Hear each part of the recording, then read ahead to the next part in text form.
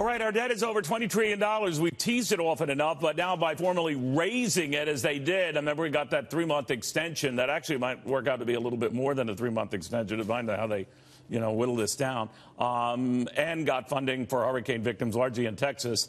That did the trick and got us over $20 trillion to an unimpressed Arizona Republican Congressman Andy Biggs on what to make of that. He's a member of the Freedom Caucus, a largely conservative group of congressmen who don't like the way we're piling this debt on. So you were not a fan of the deal that brought us here, right?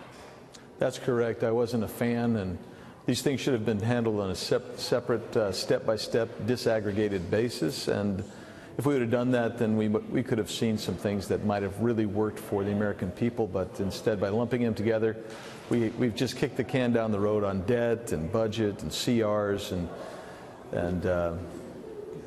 didn't even make provision to pay for this relief. So your concern is that that the president might have been hoodwinked by Democrats. This is something he cooked up with Chuck Schumer and Nancy Pelosi. Now, Mitch McConnell has gone on record saying, it isn't that early, mid-December deadline, that there are ways this deal is written that the debt ceiling nightmare, or whatever you want to call it, could be delayed well into 2018. You're not impressed either way. Yeah, neither method seems appropriate to me. But certainly they're out there. I mean, and I'm hoping that it doesn't get in the way of the agenda of tax reform, which is something we can't fail on. We have to get that done. Well, maybe that's why the president did it. You think there were better ways to do it, that he wanted to clear the deck. So I think that's the argument they take to get to tax reform. Well, to clear the deck, I mean, tax reform is a separate issue altogether. I don't think you cleared the deck with this at all. Actually, you kicked it down the road. That's not clearing the deck.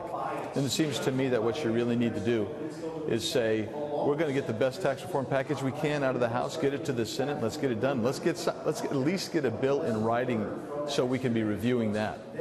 So. Congressman, as a member of the Freedom Caucus, maybe I should just ask you, just as an individual congressman, would you accept a tax cut that doesn't include everybody? I mean, there is talk that in order to win over some Democrats, the administration might have to go slow, if at all, for the upper income, that maybe they don't get a tax cut, but virtually everyone else does. Could you live with that, just to get tax cuts done?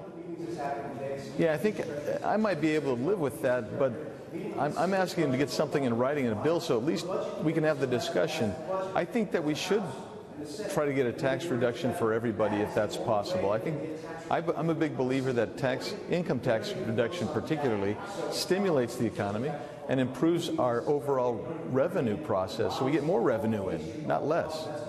The reason why I mentioned it is Gary Cohn, the National Economic Council head, had told my colleague Stuart Varney, I think last week, that it's possible that the upper income might see a tiny rate cut, if a cut at all, but it would probably be offset, I hope I'm not putting words in his mouth, by limiting their deductions so that there are some groups, maybe the upper income, who would net be paying more. How would you feel about that? I'm not excited about that necessarily, but what we have talked about is eliminating a lot of deductions so we can streamline the income tax process for individuals of all incomes. So we'll see how that plays out. I just don't think you have to have a revenue-neutral tax reform plan, and that's what leads you to say, well, we're not going to give a tax reduction here, we're going to get a tax reduction there.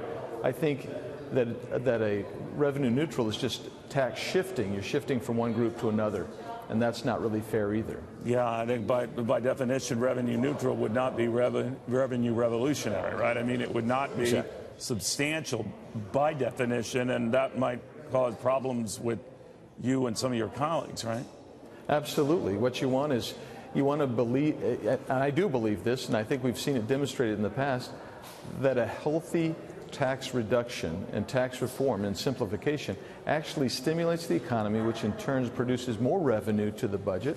So you don't need to be worried about so much about the net cut up front, because in the end it will have long-lasting generational production of higher revenue. All right, Congressman, we'll see. We'll see what happens. Again, the details we're told could be a matter of days away. I'm sure you hope as much to get those details as anyone else.